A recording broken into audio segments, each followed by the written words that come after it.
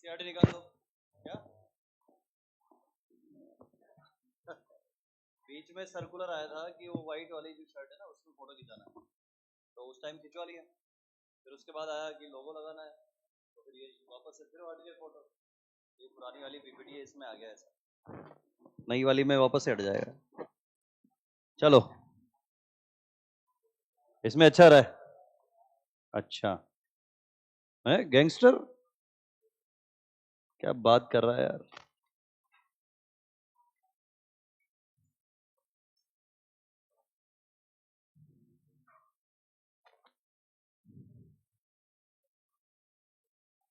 चलो जी आगे देखते हैं।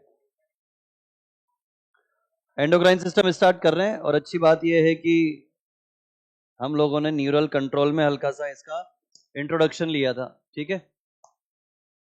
तो बच्चे कम होते जा रहे हैं, मतलब धीरे धीरे बढ़ रहे हैं।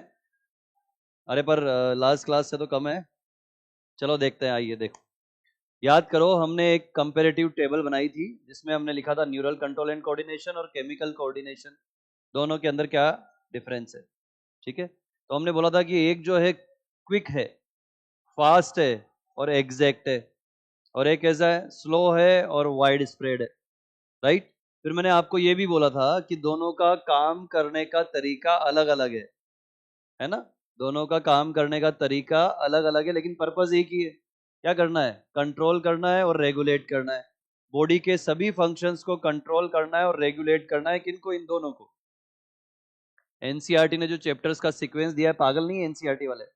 उन्होंने सबसे पहले देखो टोटल 7 चैप्टर थे, डाइजेस्टिव सिस्टम भी था पहले, वो हटा दिया अभी। तो टोटल 7 चैप्टर थे। टोटल 7 चैप्टर में से पहले जो 5 चैप्टर हैं वो बॉडी के बेसिक फिजियोलॉजिक फंक्शन को बताते हैं। टोटल जो 7 चैप्टर हैं यूनिट में, ह्यूमन फिजियोलॉजी यूनिट में टोटल 7 चैप्टर थे पहले, अभी 6 रह गए, डाइजेस्टिव सिस्टम हटा दिया।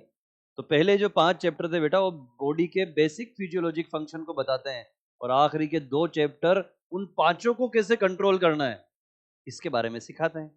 तो आखिरी के 2 चैप्टर कौन कौन से, नर्वस सिस्टम और एंडोक्राइन सिस्टम। नर्वस सिस्टम हमने पढ़ लिया है ना। मैं आपसे पूछता हूं कि नर्वस सिस्टम और एंडोक्राइन सिस्टम का काम करने का तरीका अलग अलग है, लेकिन वो दोनों मिलकर उन पांचों को कंट्रोल करते हैं। अगर आपस में बात की जाए तो क्या नर्वस सिस्टम एंडोक्राइन सिस्टम को कंट्रोल करता है, करता है। एंडोक्राइन सिस्टम के जो हार्मोन सिक्रीट होंगे, कब होंगे, कितने होंगे, कैसे होंगे, ये कौन डिसाइड करेगा, नर्वस सिस्टम। भैया उसको भी तो कंट्रोल करने की जरूरत है। पता लगे ग्रोथ हार्मोन निकल रहा है, निकले जा रहा है 25-30 साल तक, है, समझ रहे हो कि नहीं। तो हार्मोन्स को भी लिमिटेड टाइम पीरियड के लिए कंट्रोल करना पड़ेगा, उनको भी सिक्रीशन कब करना है वो सारा, कब इनिशिएट करना है वो सारा देखना पड़ेगा। तो कौन करेगा इसको, न्यूरल सिस्टम, ठीक है। लेकिन डायरेक्टली डायरेक्टली कोई हार्मोन न्यूरॉन को स्टिमुलेट नहीं कर सकता। डायरेक्टली कोई हार्मोन, मतलब कहने का मतलब ये है कि आपके जो न्यूरल रेगुलेशन वाला जो पार्ट है उसमें हार्मोन का पार्टिसिपेशन थोड़ा सा कम है। बात समझना, ऐसा नहीं हुआ कि यहाँ से नर्व इंपल्स जा रही है और यहाँ बीच में किसी हार्मोन ने आके बोल दिया तू कहाँ जा रही है, मत जा, मतलब ऐसे नहीं होगा, है ना। अगर यहाँ पे चोट लगी है तो उसका मैसेज जाएगा ही जाएगा, क्योंकि न्यूरॉन्स जो है ना वो तभी एक्टिवेट होते हैं जब क्विक रेस्पॉन्स करना हो। तो उसको रोका नहीं जा सकता, हार्मोन नहीं रोक सकता उसको आके बीच में, राइट। लेकिन हार्मोन के सिक्रीशन को न्यूरॉन्स कंट्रोल कर सकते हैं। चलो यहीं से शुरुआत करते हैं, बहुत ध्यान से समझने की कोशिश करना। आइए, तो ये मैंने यहाँ पे लिख दिया न्यूरल सिस्टम, यहाँ पे लिख दिया मैंने एंडोक्राइन सिस्टम। इसका काम करने का तरीका अलग, इसका काम करने का तरीका अलग, लेकिन दोनों का पर्पस एक। देखो दोनों ज्वाइंटली क्या करेंगे, कोऑर्डिनेट करेंगे और रेगुलेट करेंगे किसको, फिजियोलॉजिक फंक्शन ऑफ बॉडी। अभी अभी मैंने बताया इसका काम करने का तरीका अलग है। न्यूरल कोऑर्डिनेशन कैसे होता है बेटा, फास्ट होता है, क्विक होता है, और गजब की बात शॉर्ट लिव्ड होता है। कैसा होता है, शॉर्ट लिव्ड। इन भाई साहब की बात करें तो ये कैसे हैं, स्लो हैं, वाइड स्प्रेड हैं, और लॉन्ग लास्टिंग है। लॉन्ग लास्टिंग है, देखो लॉन्ग लास्टिंग। इसका मतलब क्या हुआ, इसका मतलब ये हुआ कि ग्रोथ हार्मोन निकल रहा है ना। तो ग्रोथ हार्मोन निकलना स्टार्ट हुआ तो निकले जा रहा है, निकले जा रहा है, कई सालों तक निकलेगा जब तक कि बॉडी की ग्रोथ नहीं हो जाएगी। तो कैसा इफेक्ट है इसका, लॉन्ग लास्टिंग। और इसका कैसा है, शॉर्ट लिव्ड। यहां पर इधर चोट लगी, हमने फटाफट से हाथ हटा लिया। ऐसा थोड़ी होता है कि यहाँ चोट लगी और हमने वहां 15 साल बाद जाके हाथ हटाया। तो दोनों का काम करने का तरीका अलग अलग, लेकिन पर्पस एक है। आई थिंक समझ में आ रहा होगा। मैं बहुत फोकस क्यों कर रहा हूँ इस लाइन पे? इस लाइन पे बहुत फोकस इसलिए कर रहा हूँ क्योंकि स्टेटमेंट में आने की भरपूर उम्मीद है। समझ में आ रहा है? इधर देख, खोया खोया मत बैठा रहा, इधर देख, पहले खोए खोए से नहीं बैठे रहते, इधर देखो। आइए अगला सवाल मैं आपसे पूछता हूँ, हमने बॉडी फ्लूइड एंड सर्कुलेशन पढ़ा था, और वहां मैंने आपको बोला था क्या बॉडी की हर सेल के पास ब्लड सप्लाई है? तो जहां पर ब्लड सप्लाई नहीं है वहां पर न्यूट्रिएंट्स पहुंचाने का काम कौन करेगा? लिम्फ। इसीलिए हमने लिम्फ को मिडिल मैन बोला था, याद करो। तो अगला सवाल ये रहा आपके सामने, क्या बॉडी की हर एक सेल के पास नर्व सप्लाई है? नहीं है। तो बॉडी की हर सेल के पास नर्व सप्लाई नहीं है, तो भैया जहां पे नर्व सप्लाई नहीं है उन सेल को कौन रेगुलेट करेगा? हार्मोन। कौन करेगा? हार्मोन। आई थिंक समझ में आ रहा होगा। कोई आपसे पूछे कि यार जब न्यूरॉन जो है वही कंट्रोल और रेगुलेट कर लेंगे तो एंडोक्राइन सिस्टम की क्या जरूरत पड़ी? ये जरूरत है एंडोक्राइन सिस्टम की। आपकी बॉडी की हर एक सेल न्यूरॉन से कंट्रोल नहीं हो सकती, क्योंकि वहां तक न्यूरॉन्स की सप्लाई नहीं है। अब जब वहां न्यूरॉन्स की सप्लाई नहीं है तो फिर हम किससे कंट्रोल करवाएंगे बताओ? हार्मोन से। ठीक है, देखो, a special kind of coordination integration present, that is endocrine system, that is endocrine system। ठीक है, और एंडोक्राइन सिस्टम कैसे काम करेगा? थ्रू हार्मोन, हार्मोन के थ्रू काम करेगा। देखो क्लियर है? सो हाईलाइट करेंगे एनसीईआरटी में, एनसीईआरटी में हाईलाइट करो मेरे बच्चों, ये वाली लाइन क्या लिखा हुआ है? क्या लिखा हुआ है बताओ? all cells of our body are not innervated by nerve cells या नर्व फाइबर्स या न्यूरॉन्स, कुछ भी लिख सकते हैं अपन। ठीक है, करो इसको, हाईलाइट करो बस उतनी सी लाइन को, जो पहली लाइन है केवल उसको। हाँ, फर्स्ट पैराग्राफ में होगी ना? हाँ, फर्स्ट पैराग्राफ में होगी, तीसरे चौथे नंबर की लाइन होगी। ठीक है, ये स्टेटमेंट में दे सकता है वो। क्या दे सकता है स्टेटमेंट में? क्या आपकी बॉडी की सारी सेल्स के पास न्यूरॉन है? नहीं है। नर्व सप्लाई है? नहीं है। तो ऐसी सेल्स जिनके पास नर्व सप्लाई नहीं है उनको कौन रेगुलेट करेगा? हार्मोन। यहां तक कोई डाउट किसी को? चलो आगे बढ़ते हैं, आ जाओ। अब ये कुछ जनरल स्टेटमेंट है आप लोगों के लिए, सिर्फ आप लोगों के लिए। क्यों? ताकि आपको बेसिक चीजें समझ में आए। देखो बेटा, मैं बार बार बोल रहा हूँ, एक बात मैं ये सोच के पढ़ा रहा हूँ आपको कि आप पहली बार पढ़ रहे हो, है ना, इसलिए बहुत फोकस करना हर एक चीज पे, राइट? तो ये जनरल टर्मिनोलॉजी है, ये उन बच्चों को पढ़ाता हूँ मैं जो पहली बार पढ़ते हैं। ठीक है ना? तो मैं यही सोच के पढ़ा रहा हूँ कि तुमने पहले पढ़ा नहीं है। तो आइए शुरू करते हैं। देखो भाई, एंडोक्राइनोलॉजी क्या होता है? लॉजी का मतलब आपको स्टडी समझ में आता है। तो एंडोक्राइनोलॉजी जो है साइंस की वो ब्रांच है, साइंस की वो ब्रांच है जिसके अंदर हम स्टडी करते हैं बेटा। किसकी स्टडी करते हैं? Study of endocrine system, endocrine system and it's physiology. और इसकी फिजियोलॉजी की स्टडी करते हैं। फिजियोलॉजी का मतलब क्या होता है?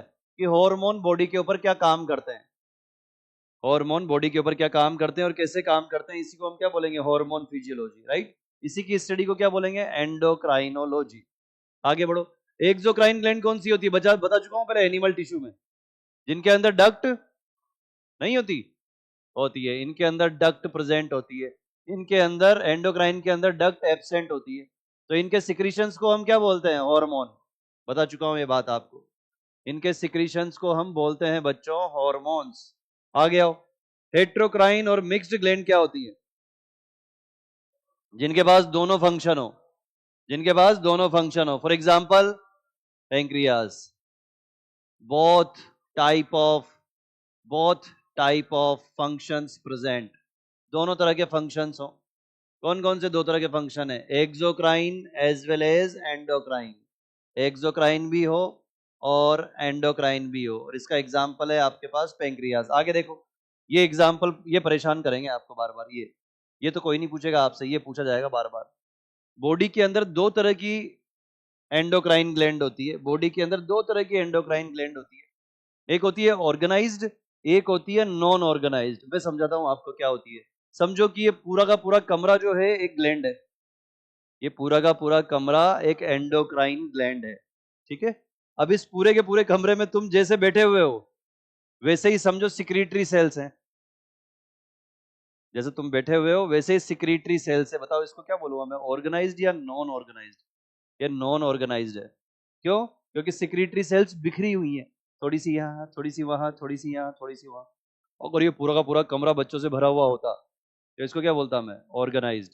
यानी कि जब सिक्रीटरी सेल्स एक पूरे ग्रुप में मिले, पूरे क्लस्टर में मिले, तो इसको हम क्या बोलेंगे, ऑर्गेनाइज्ड। और अगर छोटा सा थोड़ा सा पार्ट यहाँ, थोड़ा वहां, थोड़ा वहां मिले, तो इसको क्या बोलेंगे, non organized. Non organized endocrine gland का एग्जांपल है हार्ट। ओ, हार्ट एंडोक्राइन ग्लैंड है? हाँ बोल सकते हैं, बोल सकते हैं, ठीक है। लेकिन कैसी है वो, नॉन ऑर्गेनाइज्ड। क्यों? एएनएफ निकालती है, याद है आपको, एट्रियल नेट्री यूरेटिक फैक्टर निकालती है, रास मैकेनिज्म में पढ़ाया था। तो इसका मतलब जब वो हार्मोन निकाल रही है तो वो भी एंडोक्राइन ग्लैंड जैसे काम कर रही है। लेकिन क्या हार्मोन निकालना हार्ट का प्राइमरी फंक्शन है? ऐसे ही है, एम आई, ठीक है, सेकेंडरी फंक्शन है उसका। आई थिंक समझ में आ गया होगा। तो ऑर्गेनाइज एंडोक्राइन ग्लैंड का मतलब क्या है? सिक्रीटरी सेल्स कैसे प्रेजेंट है बताओ? Secretory cells present in cluster.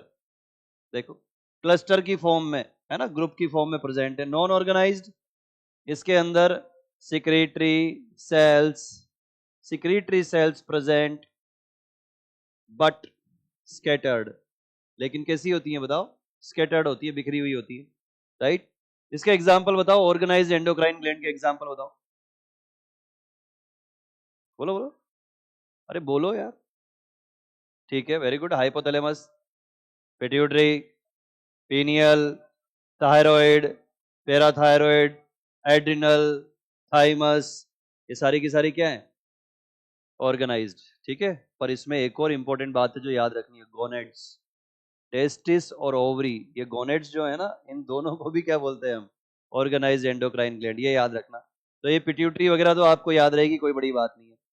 Example के तौर पे पिट्यूटरी, पीनियल, थाइमस, थायराइड, ये सब आपको याद है, ये कोई बड़ी बात नहीं है। मैं यहाँ पे डैश डैश लगा रहा हूँ ताकि आपको याद रहे। याद क्या रखना है, गोनेड्स, समझे। नॉन ऑर्गेनाइज की अगर बात की जाए तो क्या होगा, heart, lungs, kidney, GI tract. अरे जीआई ट्रैक्ट, गैस्ट्रोइंटेस्टाइनल ट्रैक्ट, हाँ, यहां से भी हार्मोन निकलते हैं ना, देखो। तो lungs, heart, kidney, GI tract, etcetera. समझ में आ रहा है या नहीं आ रहा? बहुत आराम से पढ़ रहे हैं, धीरे धीरे, होले होले। कहीं भी डाउट है तो पूछना मुझसे, ठीक है। चलिए आगे बढ़ते हैं, आगे देखो। अब सबसे पहले हम हार्मोन पे आते हैं कि भाई हार्मोन जो है ये होते क्या है। तो हुआ क्या कि सबसे पहले जब हार्मोन की खोज की गई तो हार्मोन की डेफिनेशन दी गई। जब पुरानी डेफिनेशन दी हार्मोन की तो उसके किए 4 टुकड़े। जब हार्मोन की नई डेफिनेशन दी तो हम कितने टुकड़े करते हैं, हमेशा 3। नई डेफिनेशन के कितने टुकड़े किए इन्होंने, 3। पुरानी वाली के किए थे 4, ठीक है। तो हार्मोन्स क्या है, केमिकल्स हैं। हार्मोन्स क्या हैं, केमिकल्स हैं। ये किसने बोला, पुरानी डेफिनेशन ने बोला। क्लासिकल डेफिनेशन क्या बोल रही है कि हार्मोन्स केवल केमिकल्स हैं। कहां प्रोड्यूस होंगे, produce by endocrine gland, produce by endocrine gland. Endocrine gland produce करेगी। और कहां पे रिलीज होंगे, ब्लड के अंदर।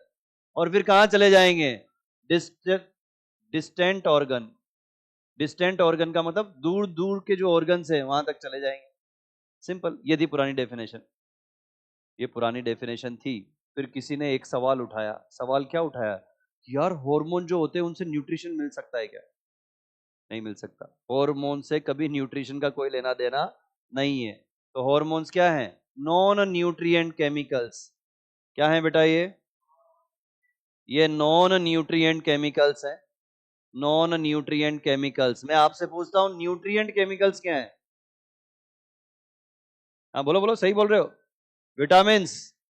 विटामिन क्या है, क्योंकि उनके न्यूट्रिशनल वैल्यू है। अरे हाँ या ना। देखो ये क्या है, नॉन न्यूट्रिएंट केमिकल। ऐसे नहीं होता कि यार मेरे अंदर न्यूट्रिशन की कमी होगी, ले 1 लीटर थायरोक्सिन हार्मोन पी लिया। ऐसे नहीं, खत्म हो जाएगी पिक्चर। समझ में आया? आगे देखो, नॉन न्यूट्रिएंट केमिकल है। और इधर की बात उधर करते हैं बॉडी में। हाँ, बॉडी में इधर की बात उधर करते हैं। अरे तूने सुना, उसने ऐसा कहा, ये ऐसे करते हैं कौन, हार्मोन। देखो तो क्या है ये, इंटरसेल्यूलर मैसेंजर। Intercellular messengers. देखो इंटरसेल्यूलर मैसेंजर्स हैं, इंट्रा नहीं है, इंटर है। इंट्रासेल्यूलर का मतलब क्या हो गया, सेल के अंदर। पर ये तो दो सेल के बीच में बातें पहुंचाएंगे ना, तो हम क्या बोलेंगे इसको, इंटरसेल्यूलर मैसेंजर। ठीक है, और ये बहुत ही कम अमाउंट में निकलते हैं, बहुत कम अमाउंट में। ठीक है, तो क्या लिखेंगे, रिलीज इन ट्रेस अमाउंट। रिलीज इन ट्रेस अमाउंट क्यों निकलते हैं कम अमाउंट में, क्योंकि हाईली रिएक्टिव होते हैं। कैसे होते हैं, हाईली रिएक्टिव, तबाही मचा देंगे ज्यादा निकल गए तो। देखो हाईली रिएक्टिव होते हैं, इसीलिए कैसे निकलते हैं ये, ट्रेस अमाउंट में। बोलो क्लियर है क्या। मैं चाहता हूं कि ये इतना सा पार्ट लिख लो कहीं पे।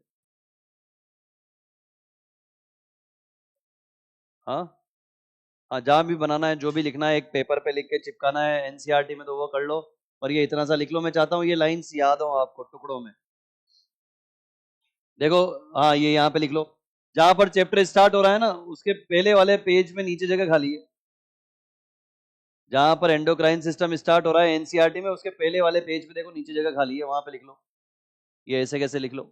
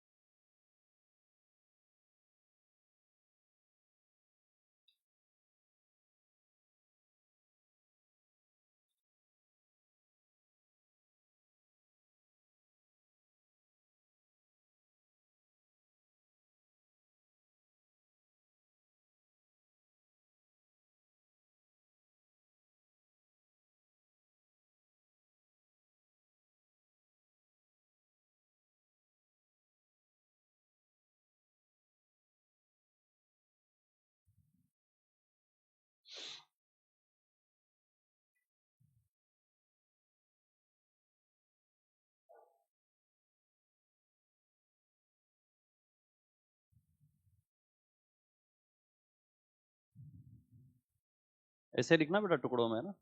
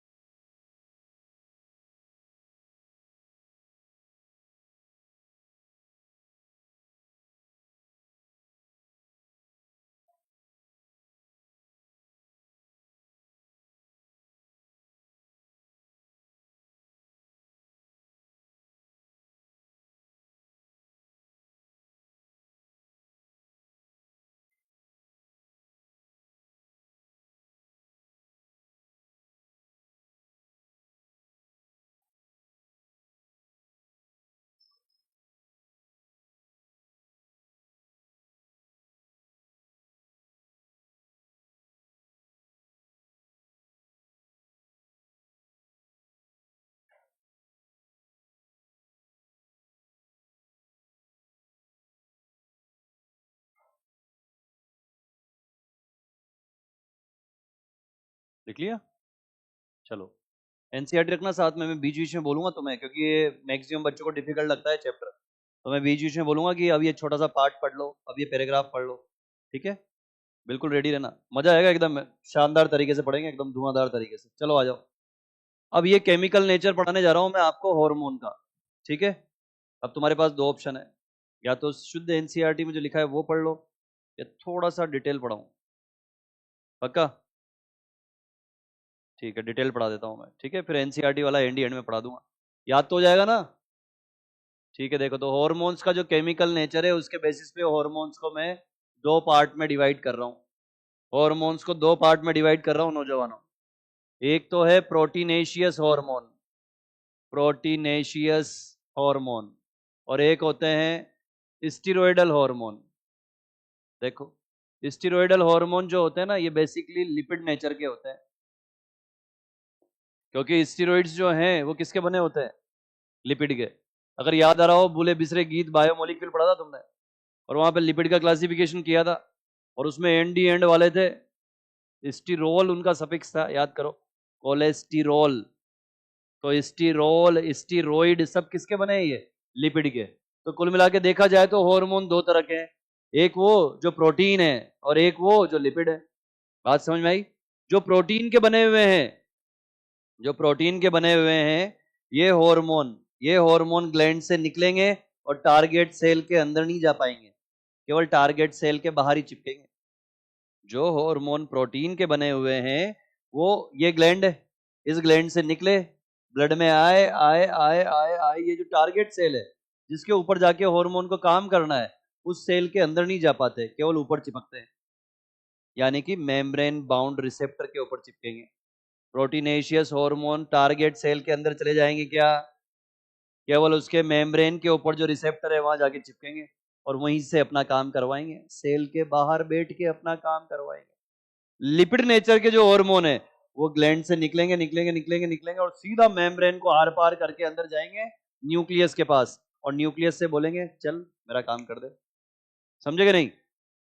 सेल से काम करवाने का मतलब क्या है? न्यूक्लियस से काम कराना। तो कौन करा पाएगा फास्टली? स्टीरॉयड वाले, जो लिपिड वाले हैं। तो जरा बताओ, प्रोटीनेशियस हार्मोन ज्यादा फास्ट होंगे या स्टीरॉयडल? स्टीरॉयडल। बोलो क्लियर है? तो ऐसी बहुत सारी छोटी छोटी बातें करेंगे, मैं हर एक स्टेटमेंट में आपको पीवाईक्यू करवाऊंगा, ये भी एक पीवाईक्यू था, ठीक है? हर एक स्टेटमेंट में, तो बस सुनते जाओ तुम ध्यान से, पिछले 18 20 22 25 साल के सारे पीवाईक्यू के हल्के हल्के चीटे रेडी हैं बिल्कुल, ठीक है? चलो, तो प्रोटीनेशियस जो है नौजवानों, इस प्रोटीनेशियस को मैं अगेन तीन पार्ट में डिवाइड कर रहा हूं। सबसे पहला है amino acid derivative, amino acid derivative. देखो प्रोटीनेशियस हार्मोन तीन तरह के होते हैं, एक वो होते हैं जो एमिनो एसिड से बने हैं सिंपल, एक वो होते हैं जो कई सारे एमिनो एसिड से मिलकर पेप्टाइड बनाएंगे, और एक वो होते हैं जो डिराइव्ड होते हैं, एक वो होते हैं जो डिराइव्ड होते हैं,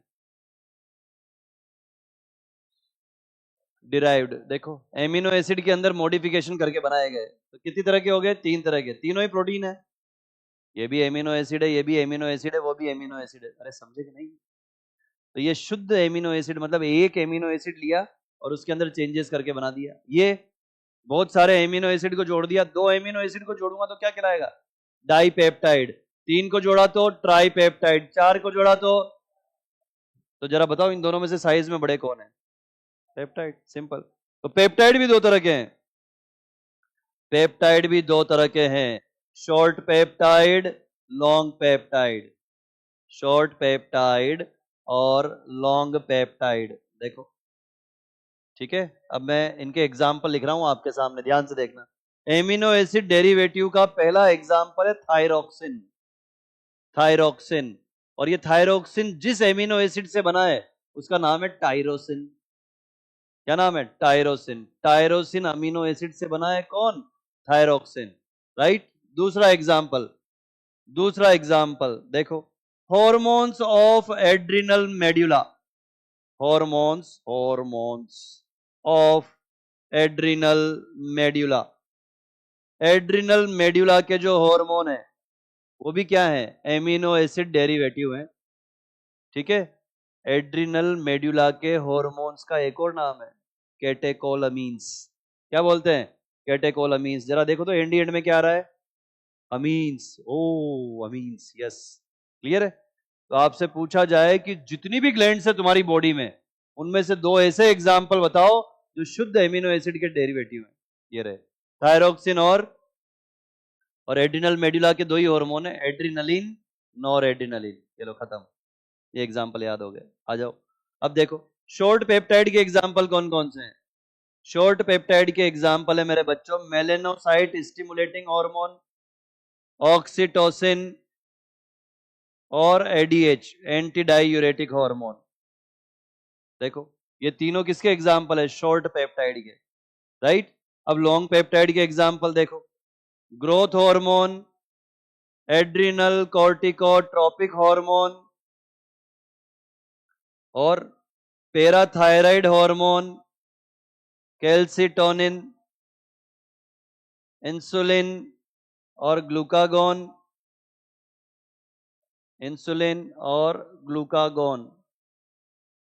ये सब क्या है? Long peptide. ये बहुत बड़े बड़े चेन वाले होते हैं, बड़े बड़े हैं ये, ठीक है। देखो अब आप सोचोगे सर आपने इन दोनों के बीच में डैश क्यों लगाया? तो पीटीएच निकलेगा पैराथायराइड ग्लैंड से और ये निकलेगा थायराइड ग्लैंड से, और दोनों एक दूसरे के अपोजिट काम करते हैं। जो हार्मोन एक दूसरे के अपोजिट काम करेंगे उनको बोलेंगे एंटागोनिस्ट। क्या बोलेंगे? ये ब्लड में कैल्शियम के लेवल को कम करता है, ये ब्लड में कैल्शियम के लेवल को बढ़ाता है। ऐसे ही ये दोनों भी एक दूसरे के दुश्मन है। इंसुलिन ब्लड में ग्लूकोज को कम करेगा, ये बढ़ा देगा, ठीक है। ये सारे के सारे कैसे? लॉन्ग पेप्टाइड, बड़े बड़े हार्मोन है। अब इधर आ जाओ, डिराइव्ड की अगर बात करें तो इसके एग्जाम्पल कौन कौन से हैं? Thyroid stimulating hormone, luteinizing hormone, follicular stimulating hormone. ये किसके एग्जाम्पल हैं? क्लियर? ये लो खत्म हो गया, प्रोटीनेशियस खत्म हो गया। अब इधर आ जाओ, स्टेरॉयडल नेचर के हार्मोन कौन कौन से हैं? तो भैया स्टेरॉयडल नेचर के जो हार्मोन है उसमें पहला एग्जाम्पल है, वहां लिखा था आपने हॉर्मोन्स ऑफ एड्रिनल मेड्यूला, यहां लिख रहा हूं मैं hormones of adrenal cortex, hormones of adrenal cortex. और एड्रिनल कॉर्टेक्स के दो हार्मोन लिख रहा हूं मैं यहां पे, एक का नाम है मिनरेलो कॉर्टिकोइड, मिनरेलो कॉर्टिकोइड, और एक का नाम है ग्लूकोकॉर्टिकोइड, ग्लूकोकॉर्टिकोइड। ये देखो ग्लूकोकॉर्टिकोइड, राइट। ये तो हो गया पहला। दूसरा, दूसरा देखो गोनेडियल हॉर्मोन्स, सेक्स हॉर्मोन्स भी बोल सकते हैं इनको। गोनेडियल हॉर्मोन्स को हम क्या बोल सकते हैं? सेक्स हार्मोन भी बोल सकते हैं। तो मेल में अलग है और फीमेल में अलग है। देखो मेल में अलग और फीमेल में अलग, in male in female, right. Male में कौन सा होता है? टेस्टेस्टिरोन, टेस्टेस्टिरोन, ठीक है। और इनका मेल सेक्स हार्मोन का ग्रुप क्या कहलाता है? एंड्रोजन, बिल्कुल सही जवाब, एंड्रोजन कहलाता है। फीमेल के अंदर दो हार्मोन कौन कौन से हैं? एस्ट्रोजन और प्रोजेस्टिरोन, प्रोजेस्टिरोन, याद है क्या? ये देखो, ठीक है। अब यहां देखो मिनरेलो कॉर्टिकोइड का जो एग्जाम्पल है, कई बार पढ़ चुके हो आप लोग। बोले सर कैसी बातें कर रहे हो, याद ही नहीं आ रहा कुछ भी। एल्डोस्टिरोन, हाँ एल्डोस्टिरोन आप पढ़ चुके हो। ग्लूकोकॉर्टिकोइड का एग्जाम्पल है कॉर्टिसोल। ये लो, ये खत्म हो गया पूरा।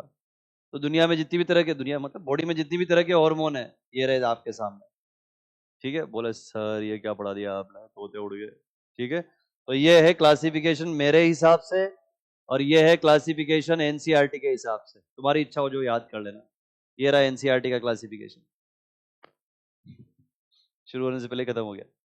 देखो अगर तुमने मेरा वाला जो मैंने बताया, अगर वो वाला क्लासिफिकेशन याद कर लिया तो फिर ये तो बच्चों वाली बात है, किसी भी काम का नहीं है, फिर ये चिल्लर है चिल्लर, ठीक है। तो ये एनसीईआरटी का क्लासिफिकेशन है, और वो जो मैंने बताया वो मेरा वाला क्लासिफिकेशन है।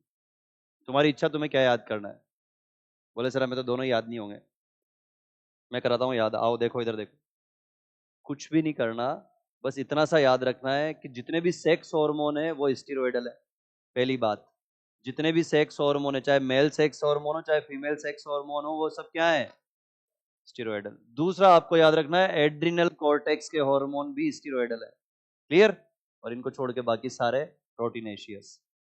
बाकी सारे कैसे हैं? प्रोटीनेशियस। ये तो याद हो जाएगा, ये तो इजी है, इतना तो कर लोगे पगलो। ठीक है, अब यहाँ पे कई सारे नाम याद नहीं हो रहे होंगे आपको कि सर ये बहुत सारे नाम हैं, तो ये कब होंगे ये नाम आपको याद? जब हम आगे एक एक करके एक एक ग्लैंड पढ़ेंगे। यहाँ कोई डाउट है तो पूछो। क्लियर है? चलो आ जाओ, आगे बढ़ते हैं। आइए देखिए, तो सबसे पहले हम स्टार्ट कर रहे हैं ह्यूमन एंडोक्राइन सिस्टम। ये पूरा का पूरा आपके सामने डायग्राम है, शानदार, बेहतरीन, धमाकेदार। ठीक है, अच्छा गजब की बात बताऊं क्या है, तुम लोगों ने नर्वस सिस्टम पढ़ लिया, पढ़ लिया ना नर्वस सिस्टम, तो इस डायग्राम में दो गलतियां हैं, ढूंढ के बताओ। इस डायग्राम के अंदर दो गलतियां हैं, ढूंढ के बताओ। एक्चुअल में वो गलतियां नहीं है तो सही, पर वो विजुलाइज नहीं हो रहा। बताओ हाँ, क्या क्या गलती है, बोलो जल्दी। अरे अरे बोलो, कोई तो बोलो, घबराओ मत, गलत ही तो होगा यार। हाँ, पहला पहला एड्रिनल ग्लैंड, इसने देखो कहाँ मार्किंग की है? किडनी पे। मार्किंग कहाँ की है? किडनी पे। ऐसा नहीं है बेचारे ने सही की है, लेकिन ये ऊपर वाली लाइनें दिख नहीं रही, ऐसे की है इसने मार्किंग, ऐसे, पर वो दिख नहीं रही हो, है ना, ये ऐसे मार्किंग की है, ऐसे एनसीईआरटी ने। पहले लाइन यूं खींची है, फिर उससे दो लाइनें ऊपर निकल रही हैं, तो वो दिख नहीं रही, इसलिए हमें लग रहा है कि गलत मार्किंग है। और बताओ। बिल्कुल सही जवाब, पिट्यूटरी ग्लैंड नहीं है ये देखो इसने मार्किंग ऐसे की है, ऐसे, और वो भी हमें दिख नहीं रही। कर लो सही, दोनों को सही कर लो, डायग्राम में दोनों को सही कर लो, दोनों को सही कर लो मेरे बच्चों डायग्राम में। ये दो लेबलिंग थोड़ी सी गड़बड़ लगती है हमें, उन्होंने लेबलिंग सही की है पर दिख नहीं रहा हमें।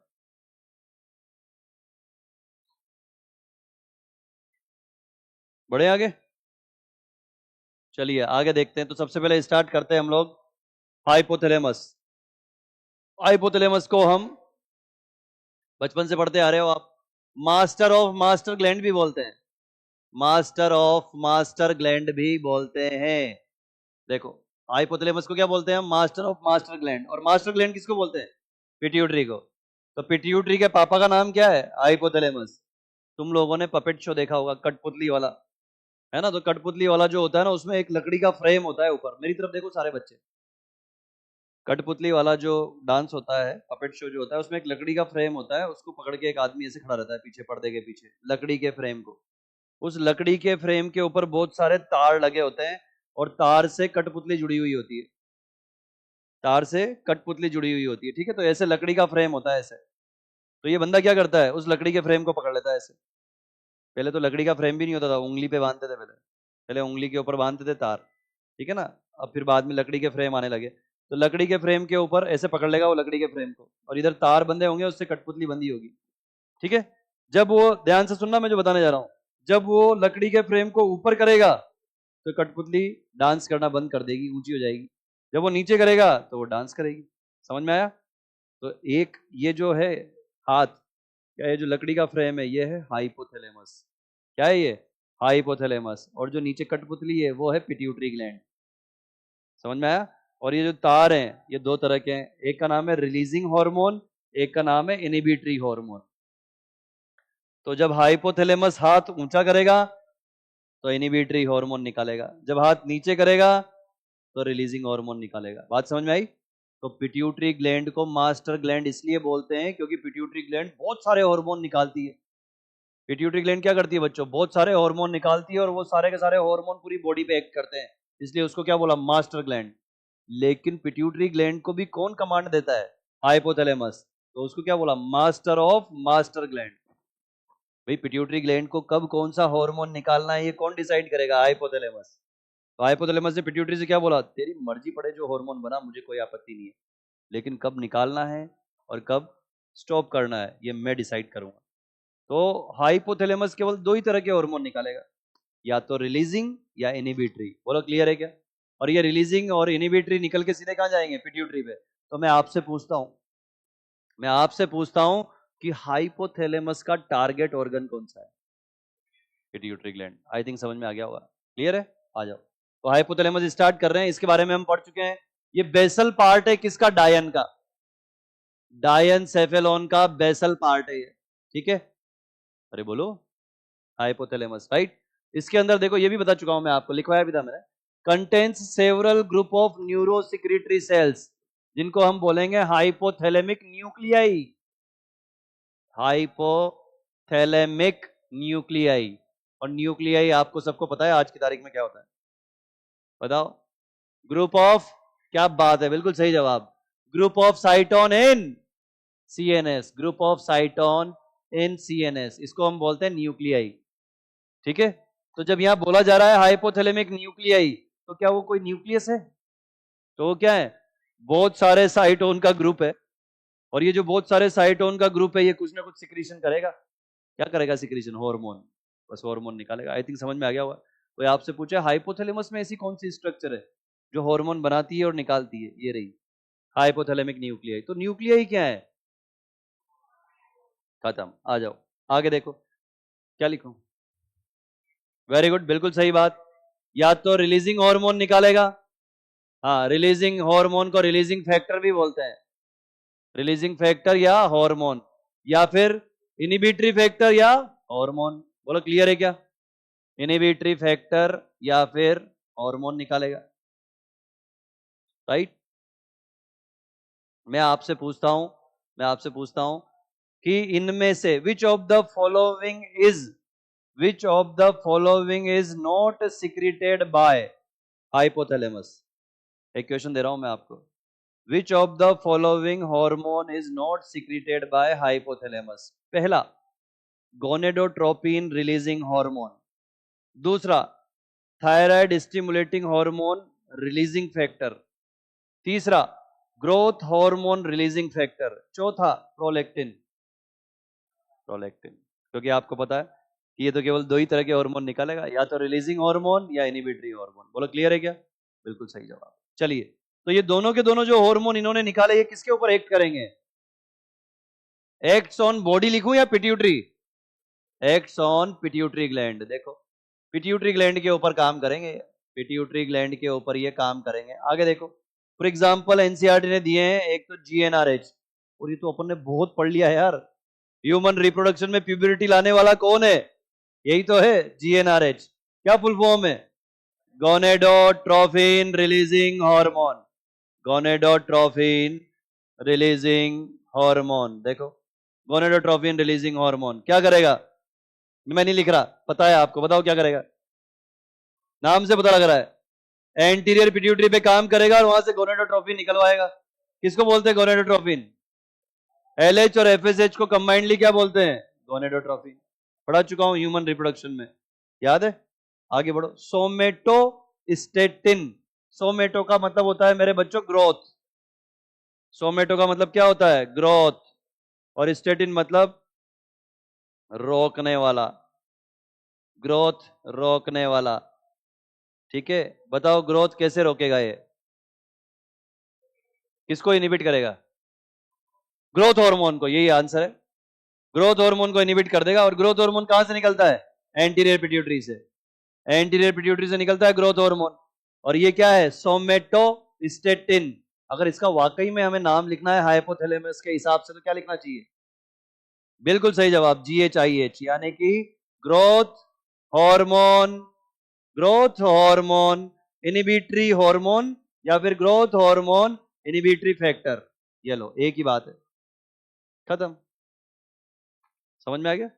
कोई कंफ्यूजन है तो पूछो। तुम्हें आ रहा है समझ में तीनों को? पक्का? तुम्हें तीनों को? सब तीन तीन के जोड़े में बैठे हैं, तुम तीनों को क्लियर है? चलो आइए आगे बढ़ते हैं। देखो, अब यहां पे थोड़ा सा ट्विस्ट है, यहां पे ध्यान दो, यहां समझना बहुत जरूरी है आपको। बहुत छोटी छोटी बारीक बारीक सी बातें जो मैं आपको बता रहा हूं, ध्यान से देखना। ये है मेरे बच्चों पिट्यूटरी ग्लैंड। क्या है ये? Pituitary gland. सब देखो, मेरी तरफ देखो, पिट्यूटरी ग्लैंड। पिट्यूटरी ग्लैंड के यहाँ पे दो पार्ट हैं, एक आगे वाला, एक पीछे वाला। इसको बोला हमने एडिनो हाइपोफाइसिस, इसको बोला न्यूरो हाइपोफाइसिस। क्लियर है? अब देखना, अब बहुत सारी बातें बता रहा हूँ एक साथ में, फिर उसके बाद लिखने लिखने का काम रहेगा। ये आगे वाला जो पार्ट है एडिनो हाइपोफाइसिस या एंटीरियर पिट्यूटरी है, इस एंटीरियर पिट्यूटरी के हार्मोन इसी में बनेंगे। पहली बात, एंटीरियर पिट्यूटरी के हार्मोन जो है वो एंटीरियर पिट्यूटरी बनाएगा। एंटीरियर पिट्यूटरी के हार्मोन कौन कौन से हैं? बहुत ही बढ़िया, शानदार, बेहतरीन जवाब, कोई कुछ नहीं बोला। हाँ आइए, पिट्यूटरी ग्लैंड, और इस पिट्यूटरी ग्लैंड के मैं बता रहा हूं आपको 3 पार्ट। कुछ भी बोल रहे हो, ऑक्सीटोसिन कहां से आ गया पगलो? हाँ, एक है एंटीरियर पार्ट या एंटीरियर लोब, एक है इंटरमीडिएट लोब, और एक है पोस्टीरियर लोब। 3 पार्ट होते हैं, ठीक है। एडल्ट ह्यूमन के अंदर ये वाला पार्ट उसी में फ्यूज हो जाता है ना? पूरी तरह से फ्यूज होता है या ऑलमोस्ट फ्यूज होता है? कैसे पता? एनसीईआरटी लिखा है। ये है छोटी छोटी बातें जो याद रखनी है। अब तुम 24-25 बच्चे आ जाए हो ना क्लास में, तो उसका फायदा यही है। ये छोटी छोटी लाइन है, बड़ी इंपॉर्टेंट है। तुम्हारा रिवीजन करना और मेरा रिवाइज कराना, रात दिन का अंतर है। आओ, तो एंटीरियर पार्ट जो है मेरे बच्चों, यहां से कौन कौन से हार्मोन निकलेंगे? सबसे पहला निकलेगा ग्रोथ हार्मोन, दूसरा एड्रिनोकॉर्टिकोट्रोपिक हार्मोन, तीसरा थायराइड स्टिमुलेटिंग हार्मोन, चौथा प्रोलैक्टिन, पांचवा ल्यूटिनाइजिंग हार्मोन, छठा फॉलिकल स्टिमुलेटिंग हार्मोन। तो कितने हार्मोन निकले एंटीरियर से? 6। एंटीरियर से निकले 6 हार्मोन, और इन 6 हार्मोन में से इन दोनों को कंबाइंडली क्या बोलते हैं? गोनेडोट्रोपिन। बोलो क्लियर है क्या? मिडिल वाले पार्ट से निकलेगा एक हार्मोन, क्या नाम है? MSH, melanocyte stimulating hormone. Posterior से निकलेंगे 2 हार्मोन, कौन कौन से? ऑक्सीटोसिन और एडीएच, ऑक्सीटोसिन और एडीएच, और एडीएच का दूसरा नाम है वेसोप्रेसिन। लिखा चुका हूं मैं आपको ये। सारे बच्चे इसको ध्यान से देखो एक बार। ये पिट्यूटरी के सारे हार्मोन हो गए, पिट्यूटरी ग्लैंड के सारे हार्मोन है। देखो पिट्यूटरी ग्लैंड के कितने पार्ट हैं? 3, एंटीरियर, इंटरमीडिएट और एडल्ट ह्यूमन के अंदर कौन सा पार्ट किस में फ्यूज हो जाएगा? इंटरमीडिएट एंटीरियर में फ्यूज हो जाएगा। बोलो क्लियर है क्या? अब पढ़ो। एंटीरियर के 6 hormone, growth hormone, adrenocorticotropic hormone, thyroid stimulating hormone, prolactin, luteinizing hormone, follicle stimulating hormone. Intermediate part से निकलेगा मेलेनोसाइट स्टिमुलेटिंग हार्मोन, ठीक है। हमारी स्किन का जो कॉम्प्लेक्शन है वो ये डिसाइड करेगा, MSH। लास्ट वाला आपको पता ही है। ऑक्सीटोसिन क्या करेगा? पार्चुरेशन में हेल्प करेगा, और एडीएच क्या करेगा? हाँ, बॉडी के अंदर वाटर और इलेक्ट्रोलाइट बैलेंस करवाएगा। बोलो क्लियर है क्या? अभी क्लियर है? पक्का? अरे देख लिया क्या? आवाज ही निकल रही तुम लोगों की तो। चलो इधर देखो, अब इधर देखिए। तो मैंने क्या बोला? एंटीरियर पिट्यूटरी के हार्मोन एंटीरियर पिट्यूटरी में ही बनते हैं, जबकि पोस्टीरियर पिट्यूटरी के हार्मोन हाइपोथैलेमस से बन के आते हैं। क्लियर है? तो एंटीरियर पिट्यूटरी के कितने हार्मोन थे? 6। तो 6 के 6 हार्मोन कहां बनेंगे? यहाँ पे। पोस्टीरियर पिट्यूटरी के कितने हार्मोन थे? 2। कहां से बन के आएंगे? ऊपर से। बोलो क्लियर है? अब सुनो क्या होगा, अब देखो ध्यान से। इसके अंदर यहां से ये ब्लड आया, यहां से ये ब्लड ने एंट्री मारी, कहां पे? हाइपोथैलेमस में, और यहां से ये ब्लड बाहर निकल गया। ध्यान से सुनना अब क्या होगा। अगर आप देख पा रहे हो तो एंटीरियर पिट्यूटरी के जो न्यूरॉन है वो छोटे छोटे हैं, और पोस्टीरियर पिट्यूटरी के न्यूरॉन बड़े बड़े हैं। बोलो समझ में आया? अब देखो इसके न्यूरॉन छोटे क्यों हैं? क्योंकि इसके पास ब्लड है। तो क्या होगा, अब सुनना ध्यान से।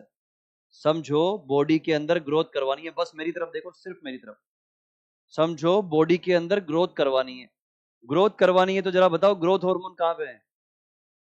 एंटीरियर पिट्यूटरी में। ग्रोथ हार्मोन कहां पर है? ठीक है, ग्रोथ करवानी है, इसको कमांड कौन देगा? हाइपोथैलेमस। तो हाइपोथैलेमस ने देखो ये रहा न्यूरॉन, इस न्यूरॉन ने क्या किया? यहां से बनाया ग्रोथ हार्मोन रिलीजिंग फैक्टर। क्या बनाया? ग्रोथ हार्मोन रिलीजिंग फैक्टर बनाया इसने। किसने? इस न्यूरॉन ने, जो हाइपोथैलेमस में। तो देखो ये ब्लैक ब्लैक डॉट नजर आ रहे हैं, ये रहा, यही है ग्रोथ हार्मोन रिलीजिंग फैक्टर। देखो बना, और बनने के बाद रिलीज हो गया। ओ हो, कहां रिलीज हो गया? ब्लड में। कहां रिलीज हो गया? ब्लड में, ठीक है। ब्लड में रिलीज हो गया, और ब्लड के थ्रू कहां आ गया? ओ हो, एंटीरियर पिट्यूटरी में। और एंटीरियर पिट्यूटरी में आके, और ये देखो, ये रही यहां पर वो सेल्स जो क्या बनाती हैं, ग्रोथ हार्मोन। एंटीरियर पिट्यूटरी के अंदर जो ये मैंने ग्रीन ग्रीन बना दी ना, ये वो सेल्स हैं जो ग्रोथ हार्मोन बनाती है। ऊपर से कौन आया, ग्रोथ हार्मोन रिलीजिंग फैक्टर। ये यहां से निकल के ब्लड से निकल के बाहर आ जाएगा इसके पास, और इससे आगे क्या बोलेगा, बॉस ने बोला है अभी इसी वक्त ग्रोथ हार्मोन रिलीज करो। आदेश दिया है मास्टर ऑफ मास्टर ग्लैंड ने, क्या आदेश दिया है, अभी के अभी ग्रोथ हार्मोन रिलीज करो। तो ये क्या बोलेगी, इसमें कौन सी बड़ी बात है, बिल्कुल रेडी है, माल रेडी है। ये लो, ये ग्रोथ हार्मोन रिलीज कर दिया। ये ग्रोथ हार्मोन ब्लड के थ्रू कहां चला जाएगा, बॉडी में। आई थिंक क्लियर हो गया होगा, बोलो समझ में आया। तो ये जो संदेशे आते हैं, ये संदेशे आते हैं एंटीरियर पार्ट में, कौन लेके आते हैं, ब्लड। ब्लड लेके आ रहा है एंटीरियर पार्ट में। एंटीरियर पार्ट में हाइपोथैलेमस का संदेश लेके कौन आ रहा है, ब्लड। अभी क्लियर है, अब इधर आ जाओ। पोस्टीरियर पार्ट में भी ब्लड सप्लाई है, पोस्टीरियर पार्ट में भी ब्लड सप्लाई है मेरे बच्चों, लेकिन एनसीईआरटी ने नहीं बनाई। उसकी ब्लड सप्लाई और इसकी ब्लड सप्लाई में क्या अंतर है, उसकी ब्लड सप्लाई ने एंट्री की है हाइपोथैलेमस में और एग्जिट किया है पिट्यूटरी से। इसकी ब्लड सप्लाई पिट्यूटरी में एंटर कर रही है, पिट्यूटरी से निकल रही है, छोटी सी ब्लड सप्लाई। क्लियर है। इसमें क्या होगा, इसमें जो हार्मोन आएंगे वो हार्मोन देखो कहां बन गए, हाइपोथैलेमस में। कौन से हार्मोन की बात कर रहा हूं मैं, दो हार्मोन है, ऑक्सीटोसिन और एडीएच। देखो एक टाइम पे एक ही निकलेगा। वैसे तो यहाँ पे दो हाइपोथैलेमिक न्यूक्लियाई होते हैं, है ना, मैं बताऊंगा नहीं उनके नाम। एक का नाम है सुप्रा ऑप्टिक न्यूक्लियाई, दूसरा का नाम है पेरावेंट्रिकुलर न्यूक्लियाई। बता देता हूँ, याद रहे तो ठीक है, वरना भूल जाओ। ठीक है, तो यहाँ पे ऐसे दो न्यूक्लियाई होते हैं, एक न्यूक्लियाई से बनेगा ऑक्सीटोसिन, एक से बनेगा एडीएच। ठीक, वहां से निकल के ये नर्व एंडिंग है, नर्व एंडिंग से कहाँ रिलीज हो जाएंगे, ब्लड में, और ब्लड से कहाँ चले जाएंगे, बॉडी में। अब बताओ समझ में आ रही है कि नहीं आ रही है, आ रही है।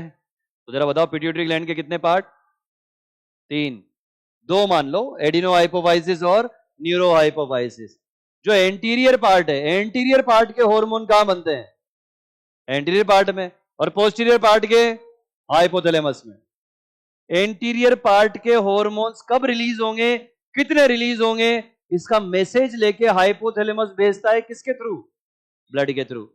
और पीछे वाले में डायरेक्ट। क्या बात है, मजा आ गया, डायरेक्ट वर्ड बड़ा शानदार बोला तुम लोगों ने। तो मैं आपसे पूछता हूं, पिट्यूटरी ग्लैंड का कौन सा पार्ट है जो डायरेक्ट न्यूरल रेगुलेशन में है, पोस्टीरियर पार्ट। ये लो, ये क्वेश्चन भर भर के आए कई बार। क्लियर है। अब एनसीईआरटी की लाइनें फोड़ते हैं अपन एक एक करके, आ जाओ। देखिए, हाइपोथैलेमिक हार्मोन कहां ओरिजिनेट होंगे, हाइपोथैलेमस में, और उनको हमने क्या बोला था, हाइपोथैलेमिक न्यूक्लियाई। बोलो हाँ या ना। देखो हाइपोथैलेमिक न्यूक्लियाई के अंदर, राइट, किसके थ्रू पास होंगे, एक्सोन के थ्रू। अरे एक्सोन ही तो है ये, देखो एक्सोन के थ्रू ही तो आ रहे हैं पगलो, देखो एक्सोन के थ्रू आ रहे हैं, राइट। और कहां पे इससे रिलीज होंगे, नर्व एंडिंग से। कहां से रिलीज होंगे, नर्व एंडिंग से। किसको बोलते हो, नर्व एंडिंग। ये रही इसकी नर्व एंडिंग और ये रही इसकी नर्व एंडिंग। ये देखो, ये इसकी नर्व एंडिंग है और ये वाली इसकी नर्व एंडिंग है। देखो नर्व एंडिंग से ही तो रिलीज हुए।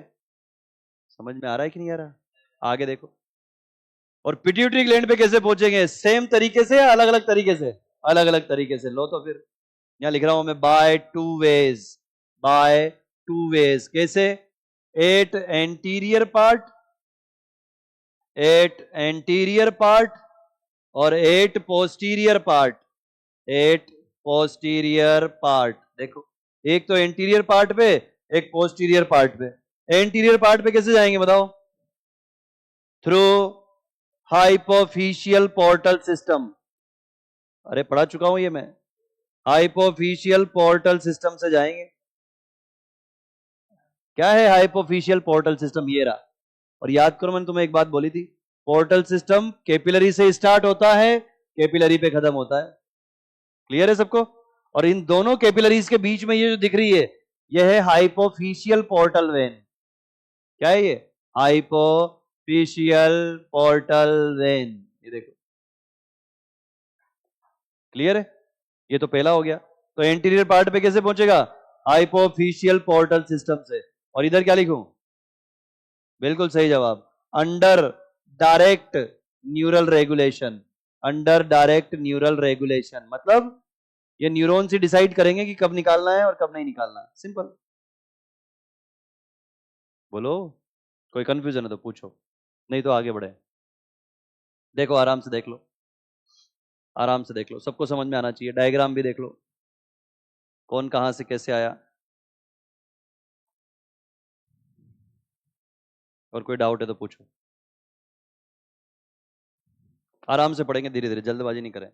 ये वाला चैप्टर और एनिमल किंगडम आराम से पढ़ेंगे, है ना।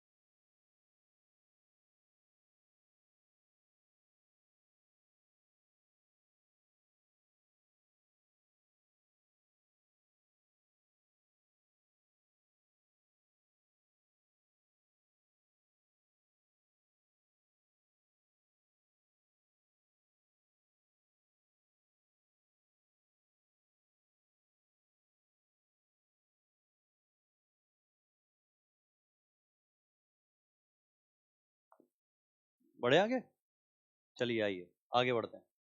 आगे देखो, अच्छा ये वाला पार्ट क्लियर है। अब आगे देखो, हम पढ़ रहे हैं पिट्यूटरी ग्लैंड। पिट्यूटरी ग्लैंड का दूसरा नाम है हाइपोफाइसिस। पिट्यूटरी ग्लैंड का दूसरा नाम क्या है? हाइपोफाइसिस।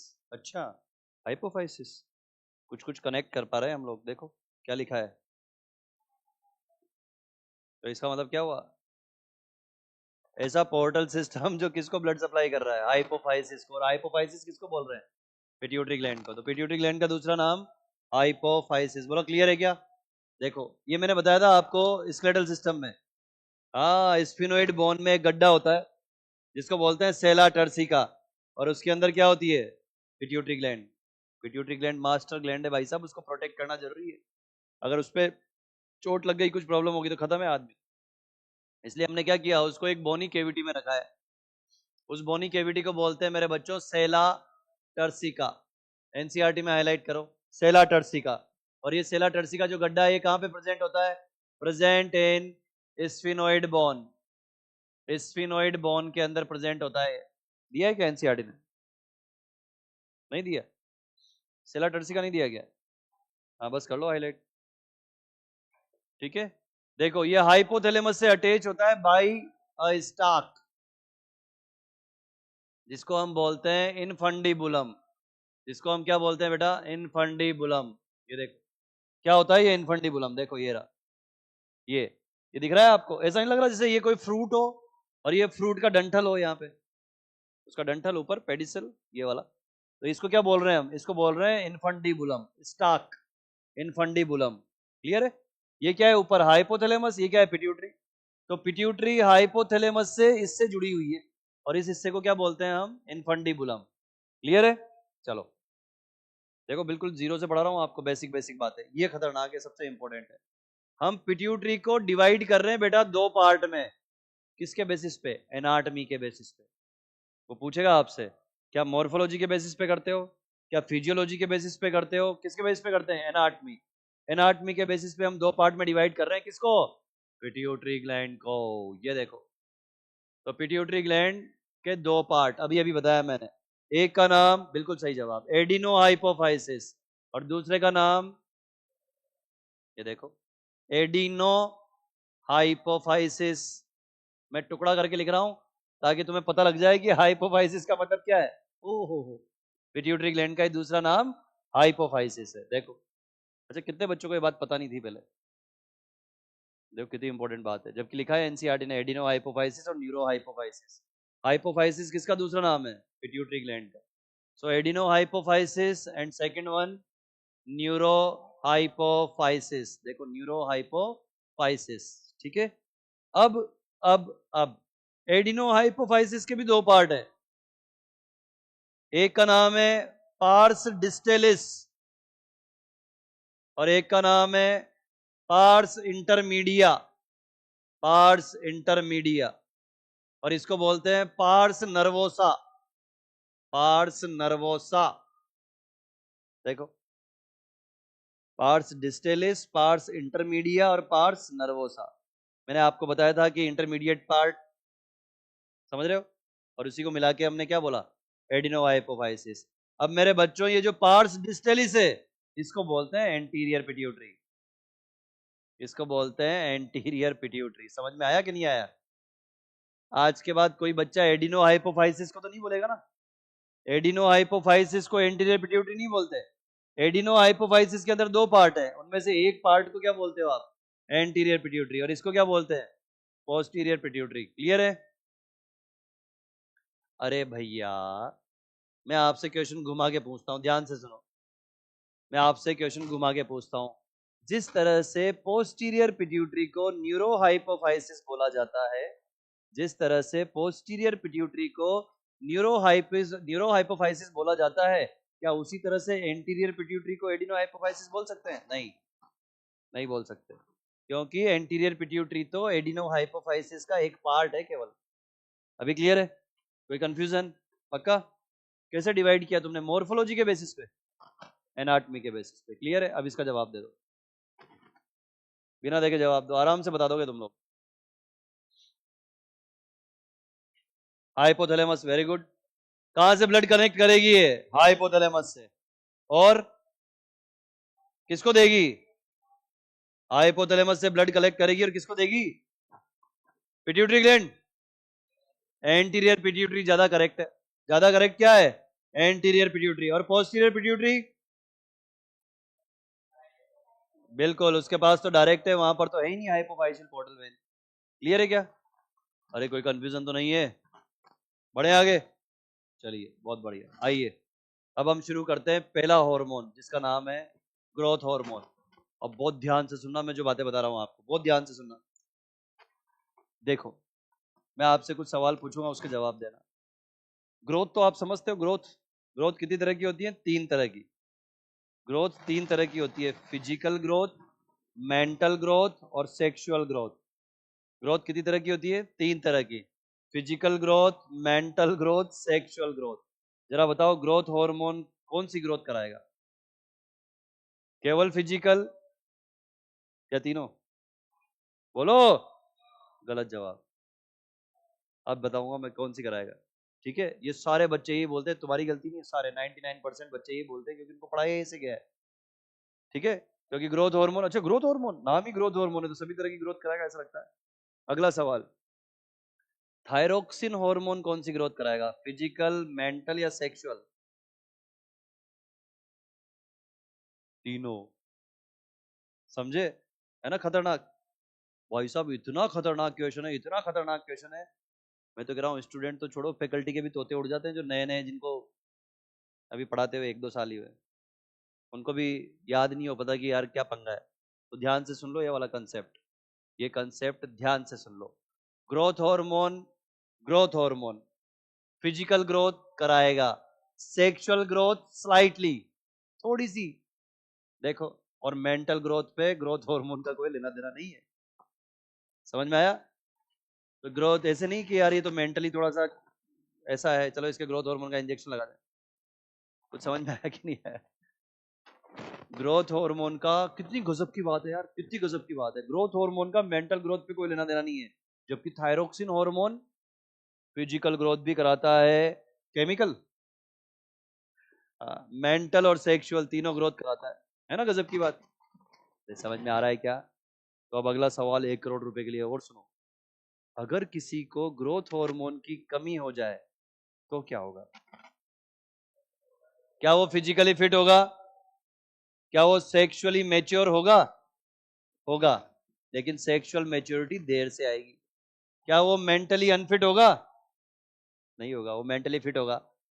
तो ये ऐसे बोने जो सर्कस में काम करते हैं, ऐसे बोने जो सर्कस में काम करते हैं, ये रहे, वो देखो, यो यो ये रहा, देखो ये ऐसे बोने जो सर्कस में काम करते हैं ये फिजिकली अनफिट होते हैं, इनकी ग्रोथ रुकी हुई होती है। इनकी ग्रोथ कैसी होती है? रुकी हुई, स्टंटेड ग्रोथ, ग्रोथ रुकी हुई होती है। देखो हाइपोसिक्रीशन की वजह से हुआ है, ग्रोथ हार्मोन कम निकलने की वजह से हुआ है। ग्रोथ कैसी है? स्टंटेड ग्रोथ है, फिजिकल ग्रोथ रुकी हुई है। दूसरा, मेंटली पागल होंगे क्या है? तो मेंटली फिट होंगे भाई साहब ये, ठीक। सेक्सुअल मैच्योरिटी होगी क्या? हाँ होगी, लेकिन डिलेड होगी। सेक्सुअल मैच्योरिटी कैसी होगी? डिलेड। देखो देर से आएगी इनके अंदर सेक्सुअल मैच्योरिटी, यानी कि ये बच्चे भी पैदा कर सकते हैं, ये बच्चे भी पैदा कर सकते हैं। और इसको बोलते हैं हम पिट्यूटरी ड्वार्फिज्म। इसको हम क्या बोलते हैं? Pituitary dwarfism. बोलो क्लियर है क्या? कुछ कंफ्यूजन है तो पूछो। ये रहा देखो छोटा सा एक, ये बेटा यहाँ दिख रहा है क्या? ये रहा, ये यहाँ, ये भी क्या है? ये भी यही है। क्या है ये? ड्वार्फ। तो दो तरह के बोने होते हैं, दो तरह के बोने होते हैं। जब पिट्यूटरी ग्लैंड, अब सुनो सुनो सुनो, दो तरह के बोने हैं। जब ग्रोथ हार्मोन की कमी से बोने हो तो वो है ड्वार्फिज्म। जब ग्रोथ हार्मोन की कमी से बोने हो तो वो है ड्वार्फिज्म।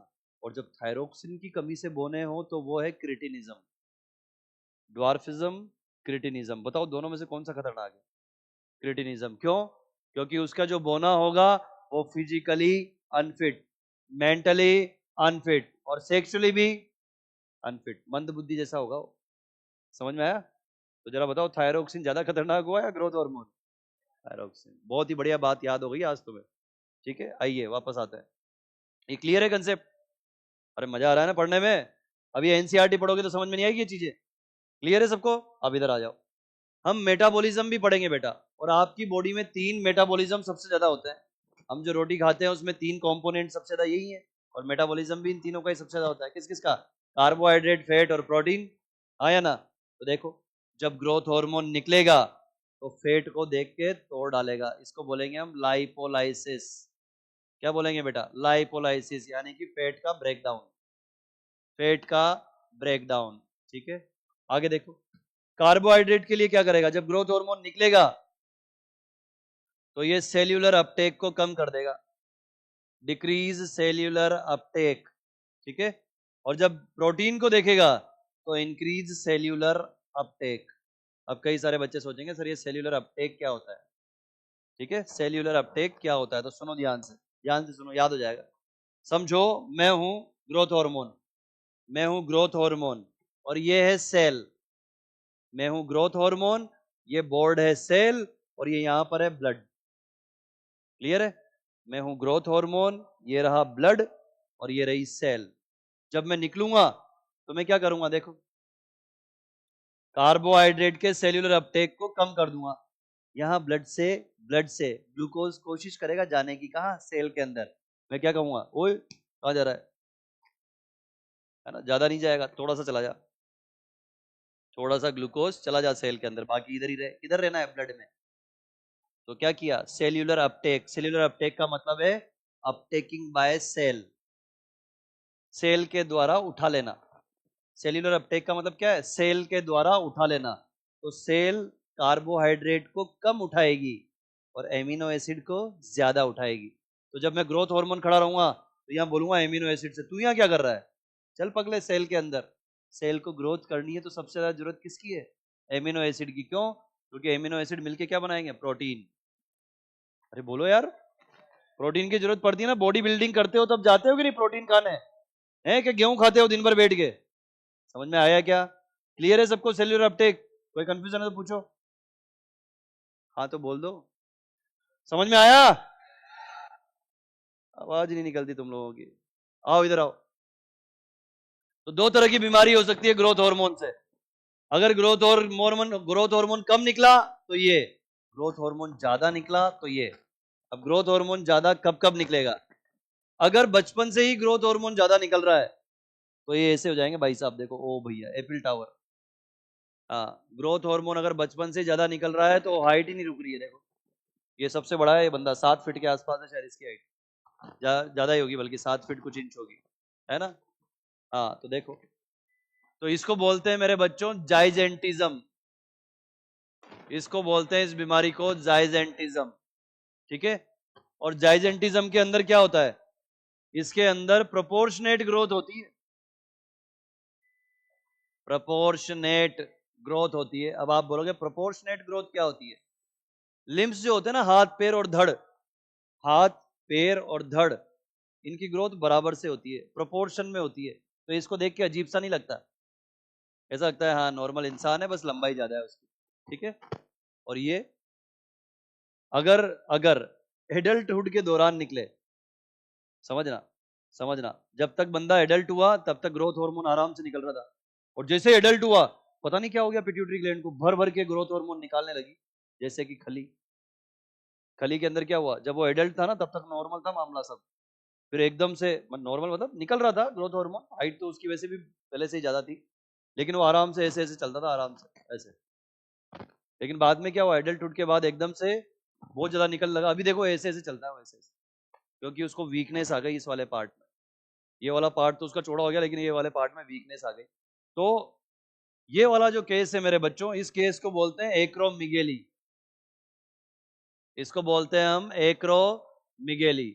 और एक्रोमिगेली के अंदर क्या होता है, डिसप्रोपोर्शनेट ग्रोथ होती है, डिसप्रोपोर्शनेट, डिसप्रोपोर्शनेट ग्रोथ। इसका मतलब क्या होता है, चेहरे पे सबसे ज्यादा होता है ना, ये जो चेहरा ना, चेहरा बड़ा हो जाएगा एकदम से, ये लंबा हो जाएगा चेहरा, और ये हाथ, ये दो जगह ये सबसे ज्यादा ग्रोथ होती है। हाथ ऐसा होगा उसका, हाथ जैसे वो बिल्कुल एकदम कानून का हाथ, इतना बड़ा, ये बड़ा पंजा, इतना बड़ा पंजा होगा उसका, देखना खली का पंजा देख रहा, मतलब एक आदमी के मुंह को तो वो ऐसे ही पकड़ ले ऐसे, इतना बड़ा पंजा है उसका, और चेहरा भी लंबा है उसका, देखा होगा तुमने, ठीक है। तो इसके अंदर क्या होता है बेटा, डिसप्रोपोर्शनेट ग्रोथ होती है। दूसरा, सीवियर डिसफिगरमेंट होता है, सीवियर डिसफिगरमेंट। सीवियर डिसफिगरमेंट का मतलब क्या होता है, फिगर खराब हो जाता है, बॉडी का शेप खराब हो जाता है ना। और स्पेशली कहां होता है, specially on face, specially on face, देखो। और तीसरा सबसे खतरनाक, प्री मेच्योर डेथ हो जाती है, समय से पहले ही मर जाते हैं ये लोग, प्री मेच्योर डेथ हो जाती है ना। ये जो तुम्हारे सामने जिस बंदे का फोटो है, ये भी WWE में था, है ना, और अब ये नहीं है इस दुनिया में, ये इस दुनिया में नहीं है अब, राइट। इसको भी क्या था, एक्रोमेगेली की प्रॉब्लम थी, क्लियर है। एक्रोमेगेली के भी 2-3 लेवल होते हैं, तो खली जो है अभी उस लेवल पे नहीं है कि वो प्रीमेच्योर डेथ वाला केस है, ये है प्रीमेच्योर डेथ वाला। कोई डाउट है, कोई कंफ्यूजन है तो पूछो। ग्रोथ हार्मोन खत्म, डाउट है, मुझे देख के लग रहा है ऐसा, बताओ सबको क्लियर है क्या? अब ये इसका मतलब ये नहीं कि तुम जिसका भी चेहरा लंबा देखो बोले है तेरे को एक्रोमेगेली है क्या, ऐसे नहीं, ऐसा नहीं है ना। ये अलग से ही दिख जाएंगे तुम्हें, स्पेशली बिल्कुल अलग से दिख जाएंगे, एक दूसरे के चेहरे मत देखो पगलो, इधर देखो। ये क्लियर है क्या सबको, कोई कंफ्यूजन तो नहीं है? जब मैं बोलूं ना कि बेटा कोई कंफ्यूजन है क्या, तो मुंह से बोलना है हाँ सर, नो सर। मैंने सुबह से कुछ नहीं खाया, है ना, एक गिलास पानी पी के तुम्हें पढ़ा रहा हूँ यहाँ खड़े होके, और तुम आराम से बैठे हुए, मैं पूछ रहा हूँ बेटा कोई कंफ्यूजन है क्या? ए भाई साहब, थोड़ा बोल लो, मुंह से बोल लो, या एनर्जी बिल्कुल नहीं है सर तो बोलो फिर। आइए अगला देखो, TSH, थायराइड स्टिमुलेटिंग हार्मोन, कुछ नहीं रटना, जो नाम है वही काम है। ऐसा हार्मोन जो किसको स्टिमुलेट करेगा, थायराइड ग्लैंड को, और क्या सिंथेसाइज करवाएगा, थायरोक्सिन हार्मोन। ये लो थायराइड हार्मोन लिख देता हूं मैं, थायराइड हार्मोन्स का सिंथेसिस स्टार्ट कराएगा। ऐसे ही इसको देखो, एड्रिनो कॉर्टिकोट्रोपिक हार्मोन, यानी कि जो एड्रिनल कॉर्टेक्स को, ओहो, एड्रिनल ग्लैंड के दो पार्ट है, जैसे किडनी के दो पार्ट है, बाहर कॉर्टेक्स अंदर मेड्यूला, जो एड्रिनल कॉर्टेक्स को स्टिमुलेट करे, ट्रॉफिक का मतलब स्टिमुलेट करने वाला, जो एड्रिनल कॉर्टेक्स को स्टिमुलेट करे और उससे बोले कि बेटा हार्मोन बनाओ। कौन सा हार्मोन बनाएंगे बताओ, ग्लूकोकॉर्टिकोइड्स, ग्लूकोकॉर्टिकोइड्स है ना, या मिनरलोकॉर्टिकोइड, करो हाईलाइट एनसीईआरटी में, ये भूल जाते हो तुम लोग बार बार। ACTH क्या आएगा बताओ, ग्लूकोकोर्टिकोइड या मिनरलोकोर्टिकोइड? बिल्कुल मिनरेलो नहीं आएगा। मैक्सिमम बच्चे 3 महीने बाद भूल जाएंगे और मिनरेलो टिक करे आएंगे। पूरी लाइन को हाईलाइट करो, पूरी लाइन को। ACTH stimulate synthesis and secretion of glucocorticoid. चलिए बताइए, फॉलिकल स्टिमुलेटिंग हार्मोन क्या करेगा? बताओ, मैं लिखाऊंगा नहीं इसको क्योंकि पढ़ा चुका हूं। मेल में क्या करेगा और फीमेल में क्या करेगा?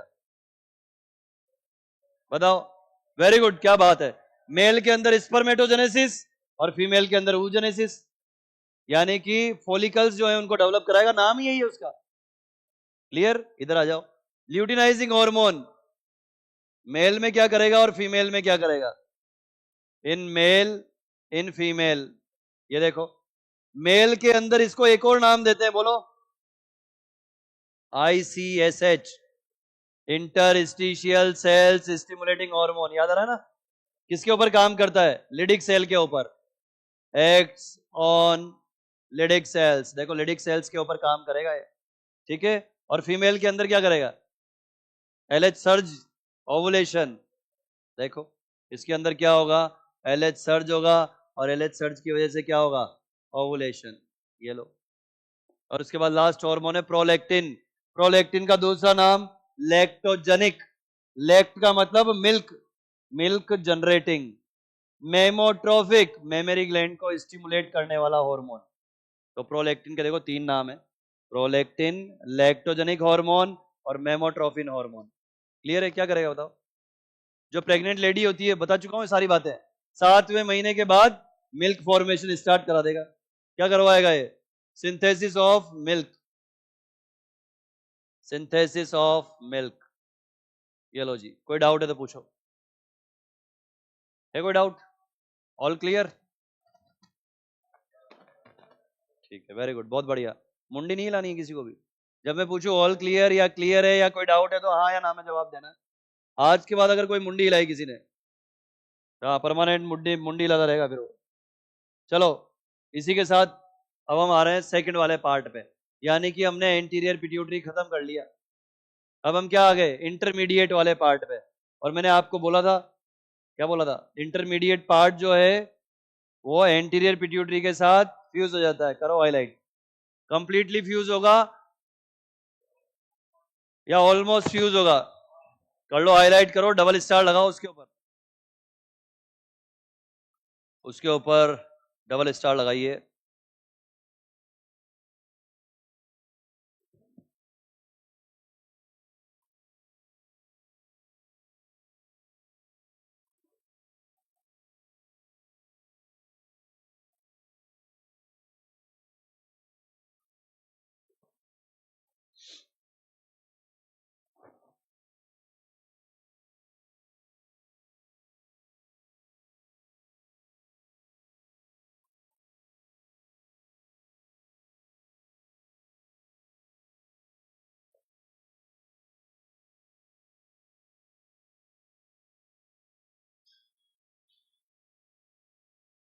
डन? चलिए देखो, तो मेलेनोसाइट स्टिमुलेटिंग हार्मोन कहां से सिक्रेट होगा बताओ? Parse intermedia, parse intermedia, pituitary gland के इंटरमीडिएट लोब से, पिट्यूटरी ग्लैंड के इंटरमीडिएट लोब से निकलेगा। किसके ऊपर काम करेगा? जो नाम है वही काम है, बताओ। मेलेनोसाइट्स के ऊपर, मेलेनोसाइट्स के ऊपर काम करेगा। क्या रेगुलेट करेगा? स्किन पिगमेंटेशन, स्किन पिगमेंटेशन को रेगुलेट करेगा। बच्चों, तुम्हारी जो स्किन है ना, उस स्किन में 2 लेयर हैं, एपिडर्मिस और डर्मिस। जो सबसे ऊपर वाली लेयर है ये एपिडर्मिस है, और एपिडर्मिस लेयर के नीचे मेलेनोसाइट्स होती हैं। और ये मेलेनोसाइट्स एक पिगमेंट निकालती है जिसका नाम है मेलेनिन। और मेलेनिन की वजह से हमारे स्किन का कलर होता है, मेलेनिन की वजह से हमारे हेयर्स का कलर होता है, मेलेनिन की वजह से ही हमारी आंखों का कलर होता है। समझ में आया? तो ये जो स्किन का कलर है, ये जो कॉम्प्लेक्शन है स्किन का, ये कौन डिसाइड कर रहा है? मेलेनिन। अगर मेलेनिन ज्यादा तो कॉम्प्लेक्शन डार्क, मेलेनिन कम तो कॉम्प्लेक्शन लाइट। इसका स्किन के टेक्सचर और स्किन के टोन से कोई लेना देना नहीं है। और सबसे गजब की बात, सबसे बढ़िया जो स्किन है ना वो हम लोगों की है, एशियंस की। एशिया के जो लोग हैं उनकी स्किन सबसे बढ़िया है। स्किन टोन तो मैं लगता हुआ अंग्रेजों की ज़्यादा अच्छी है, ऐसा नहीं है। उनके अंग्रेजों के जो है ना रेड रेड स्पॉट्स रहते हैं यहाँ सब जगह, है ना। और उनको यूवी रेज में ज़्यादा देर काम नहीं कर सकते वो लोग, बहुत स्किन की प्रॉब्लम्स हो जाती है उनको। हमारा स्किन टोन सबसे बढ़िया है, राइट। चलिए आइए, खुश हो गए सारे बच्चे, बोले मजा आ गया। बोले सर ये बात तो मैं पहले ही कह रहा था घर वालों को, हाँ, कि हम काले हैं तो क्या हुआ। अच्छा दिल वाले, इधर आ जाओ चुपचाप, नीट वाले हो तुम अभी। देखो नौजवानों, मेलेनोसाइट स्टिमुलेटिंग हार्मोन ये रहा, किसके ऊपर काम करेगा, मेलेनोसाइट के ऊपर, और ये स्किन का कॉम्प्लेक्शन डार्क कर देगा। तो जब बहुत तेज धूप आ रही होगी, जब टेम्परेचर बढ़ा हुआ होगा, तो ये भाई साहब निकलेंगे, ठीक है, और मेलेनिन का डिस्ट्रीब्यूशन बढ़ा देंगे। इसका जस्ट अपोजिट है कौन, ये क्या कर देगा, तो मेलेटोनिन स्किन का कॉम्प्लेक्शन लाइट कर देता है, और मेलेनोसाइट स्टिमुलेटिंग हार्मोन स्किन का कॉम्प्लेक्शन डार्क कर देता है। जरा बताओ ये दोनों एक दूसरे के क्या हो गए, ये दोनों एक दूसरे के हो गए मेरे बच्चों एंटागोनिस्ट। बोलो क्लियर है क्या। ये लो इंटरमीडिएट लोब भी खत्म, आराम से पढ़ते चलो, देखते चलो, पढ़ते चलो। ये दोनों एंटागोनिस्ट है एक दूसरे के। मेलेटोनिन कहां से निकलेगा, पीनियल ग्लैंड से। मेलेटोनिन कहां से निकलेगा, पीनियल ग्लैंड से। पढ़ते चलो, याद करते चलो।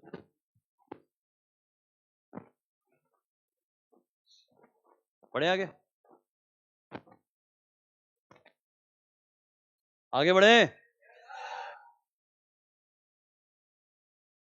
बिना बोले चुपचाप बैठे मत रहना। इधर देखो, आ जाओ।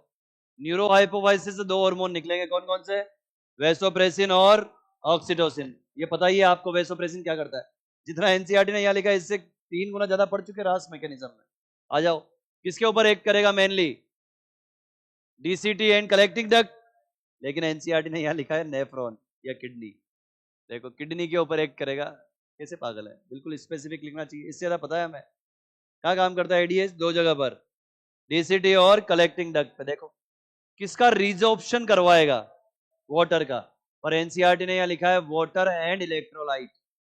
वाटर का भी कराएगा और इलेक्ट्रोलाइट का भी कराएगा। इलेक्ट्रोलाइट मतलब NaCl, बताया था मैंने वहां पे। आगे देखो, ये रिड्यूस करेगा क्या, loss of excess water in urine. देखो loss of excess water in urine जो है उसको कम कर देगा। और यूरिन में अगर बहुत ज्यादा वाटर निकलता है तो इसको बोलते हैं डाईयूरेसिस। क्या बोलते हैं, अगर बहुत ज्यादा यूरिन में वाटर का लॉस हो रहा है तो ये कहलाता है डाईयूरेसिस। और जो इसको रोक दे वो क्या कहलाएगा, एंटी डाईयूरेटिक। क्या कहलाएगा वो, एंटी डाईयूरेटिक। तो यहाँ पे लिख सकते हैं हम, so so it is called, it is called anti diuretic, anti diuretic. देखो ये एंटी डाईयूरेटिक हो गया है, राइट। एक प्रॉब्लम हो जाती है कभी कभी, ये एडीएच की कमी हो जाती है। देखो क्या लिखा हुआ है, एन इम्पेयरमेंट। इम्पेयरमेंट का मतलब गड़बड़ी। कभी कभी एडीएच के सिक्रीशन में गड़बड़ी होने की वजह से, है ना, एडीएच के रिलीज या उसके बनने में गड़बड़ी होने की वजह से एक बीमारी हो जाती है जिसको बोलते हैं डायबिटीज इंसिपिडस। क्या बोलते हैं बेटा, डायबिटीज इंसिपिडस। ये देखो, एक तो होती है डायबिटीज मेलाइटस, इंसुलिन की कमी से, और ये है एडीएच की कमी से डायबिटीज इंसिपिडस। जब एडीएच की कमी होगी तो जरा बताओ क्या होगा, ये होगा, क्या होगा, ये लिखा हुआ loss of excess water in urine. देखो तो इसको बोलेंगे हम पॉलीयूरिया। पॉलीयूरिया का मतलब ये नहीं है कि बहुत सारा यूरिया बन रहा है, पॉलीयूरिया का मतलब ये है बार बार जा रहे भाई साहब, ठीक है। पॉलीयूरिया, जब बहुत ज्यादा यूरिन के अंदर पानी निकलेगा तो प्यास बहुत लगेगी, इसको बोलेंगे पॉलीडिप्सिया। प्यास बहुत लगेगी तो इसको क्या बोलेंगे, पॉलीडिप्सिया। जब प्यास बहुत लगेगी ना तो भूख भी बहुत लगेगी, उसको बोलते हैं पॉलीफेजिया। पॉलीडिप्सिया प्यास ज्यादा लगना, पॉलीफेजिया भूख ज्यादा लगना, पॉलीयूरिया यूरिन के अंदर excess loss of water. Clear है, अब इधर आ जाओ। ये कुछ चीजें हैं जो डाईयूरेटिक एजेंट की तरह काम करती है।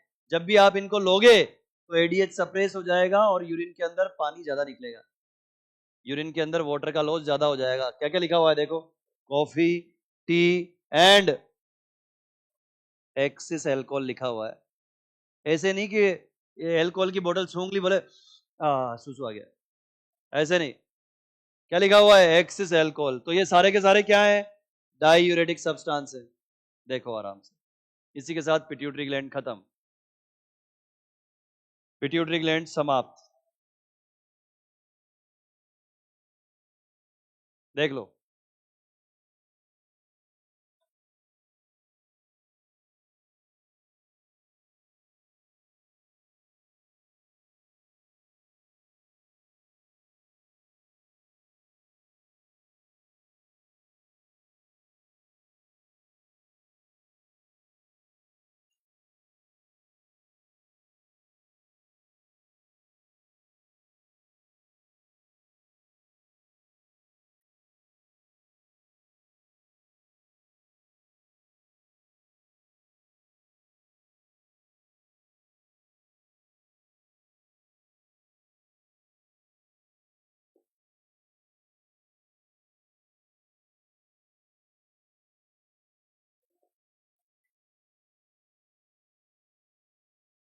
डन। चलो आगे देखो, आगे देखो। अगला है हमारे पास, अच्छा ये भी तो बच रहा है अभी, ये भी बच रहा है अभी तो, पीनियल ग्लैंड, ये खत्म ही नहीं हुआ अभी तो। ऑक्सीटोसिन, जिसका दूसरा नाम है पिटोसिन, किसके ऊपर एक्ट करेगा? Acts on uterine muscle. Uterine muscle के ऊपर एक्ट करेगा, यूट्रस के अंदर कॉन्ट्रैक्शन कराएगा, और इसके अलावा कॉन्ट्रैक्ट कराएगा किसको? मायो एपिथीलियम को। देखो बता चुका हूं मैं आपको, ये मायो एपिथीलियम को कॉन्ट्रैक्ट कराएगा, किसको? मायो एपिथीलियम विच सराउंड, विच सराउंड्स, किसको घेरे रहती है? Memory alveoli. डायग्राम दिखाया था ना मैंने, मेमोरी एल्वियोलाई को घेरे रहेगी, और क्या करेगी? मिल्क इजेक्शन कराएगी, मिल्क इजेक्शन कराएगी। देखो कुछ समझ में आया? ऑक्सीटोसिन आएगा, मायो एपिथेलियम को कॉन्ट्रैक्ट करेगा, ये मायो एपिथेलियम ने एल्वियोलाई को घेरा हुआ है, एल्वियोलाई में मिल्क भरा हुआ है, जब कॉन्ट्रैक्शन होगा तो मिल्क इजेक्शन हो जाएगा। इसीलिए इसीलिए इस हार्मोन को क्या बोलते हैं? इसको हम बोलते हैं सो, इसको हम बोलते हैं मिल्क इजेक्टिंग और milk let down hormone, milk let down hormone भी बोलते हैं। बोलो क्लियर है क्या? क्या हुआ? All clear? चलिए आगे बढ़ते हैं। पीनियल ग्लैंड देखो, पीनियल ग्लैंड कहां पे लोकेटेड है बताओ? Dorsal side of what? Forebrain पक्का या मिड ब्रेन? ठीक है, फोर ब्रेन के पीछे होती है। अरे याद करो, डायन के 3 बच्चे, थैलेमस, थैलेमस के ऊपर एपीथैलेमस, और थैलेमस के नीचे, तो पगलों वो थैलेमस के पीछे जो एपीथैलेमस है ना, वो यही है। वो एपीथैलेमस के अंदर क्या है? Pineal gland. देखो तो कहां पर है? डोर्सल साइड है। क्या सिक्रीट करेगी? मेलेटोनिन। अभी अभी लिखा है तुमने मेलेटोनिन का नाम, ठीक है? मेलेटोनिन क्या करेगा? बहुत, हाँ, इंपॉर्टेंट रोल प्ले करेगा सर्केडियन रिदम में, सर्केडियन रिदम में। देखो इसको हम बोलते हैं स्लीप वेक साइकिल भी बोलते हैं इसको, स्लीप वेक साइकिल, और इसको हम 24 आवर साइकिल भी बोलते हैं, 24 आवर्स साइकिल भी बोलते हैं, ठीक? इसके अलावा ये बॉडी टेम्परेचर में भी प्ले करेगा रोल, एनसीईआरटी ने लिखा है बॉडी टेम्परेचर में भी रोल प्ले करेगा, जबकि मेनली बॉडी टेम्परेचर कराना किसका काम है? हाइपोथैलेमस का। याद करो, थर्मो रेगुलेशन लिखाया था मैंने। देखो ये क्या होता है? Circadian rhythm. मैंने एग्जांपल दिया था, गांव के जो लोग हैं वो अपने आप उठ जाते हैं और अपने आप सो जाते हैं बिना किसी अलार्म के। ये अलार्म घड़ी कौन सी है उनके पास?